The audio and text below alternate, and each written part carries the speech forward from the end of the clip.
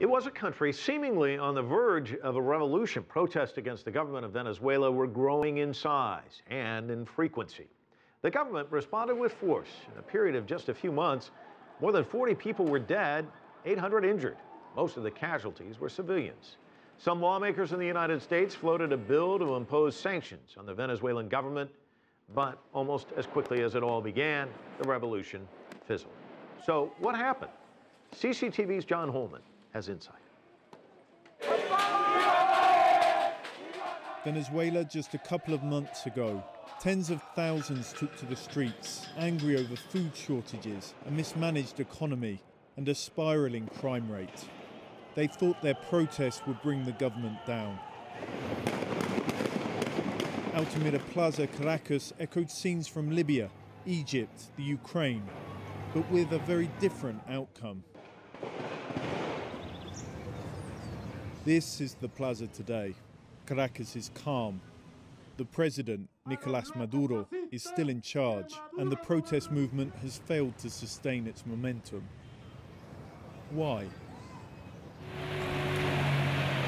I've come to one of Caracas's poorest barrios, Antímano, to find out.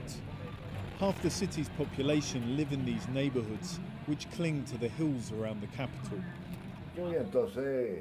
The government has built houses for many in Antímano, including Pedro López. It's also given him a pension and provided for his grandson, Jorge.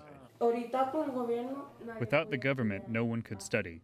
They give you books, computers. People see that in Venezuela, we are really getting help. President Maduro might not have the charisma of his predecessor, Hugo Chavez, but he's carried on his mentor's legacy, continuing to spend state oil revenue on housing, medical and educational aid for the poor. That's meant that even amidst rampant inflation and shortages of basic necessities, many in the barrios remain loyal to him and hostile to the opposition's calls for change. These people are jokes, tyrants. Everyone knows it, and they won't be able to get back in charge. If they do, the social programs and many things like that will be lost. They'll come down against the people in the barrios.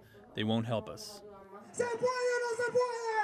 A largely middle to upper class opposition has failed to change that impression, according to Venezuela expert David Smalde. The protests, they very much happened in the 15 or 20 most affluent municipalities of Venezuela. There was no effort on the part of the leadership to sort of bridge out, talk about issues of equality, talk about issues of poverty.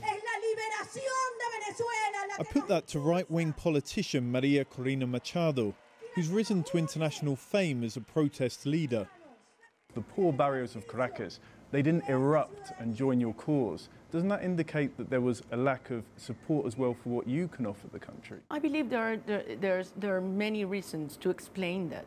One is certainly fear, and the way that social and political control has been growing deep down in many sectors of the population. That's not the only reason. No, that's not the only reason. I believe there are other reasons related also with propaganda. Was it the right moment to take protests to the street? No, I don't think it was the right time. I think it was late. We should have done it before. Many in the divided opposition disagree, saying they should have gathered more popular support before taking to the streets. Without it, the rallies have lost momentum.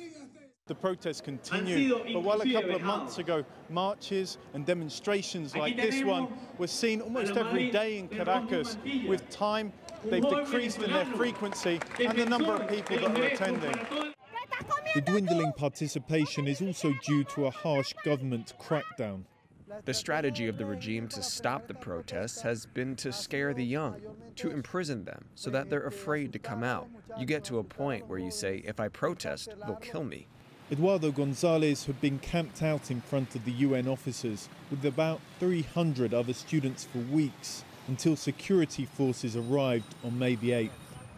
Here we were protesting peacefully in the tents. This figure represents the boys that the National Guard threw to the floor that day when they detained us all and beat us. Over 3,000 demonstrators have been detained. 160 remain in prison awaiting trial. including leader Leopoldo López.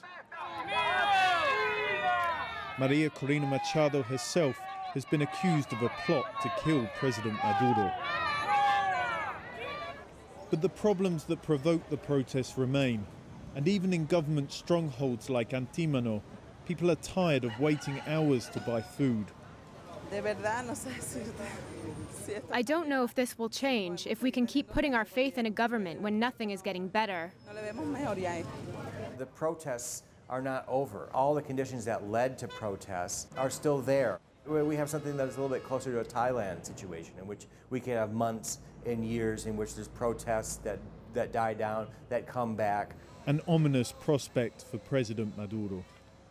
John Holman, CCTV, Caracas.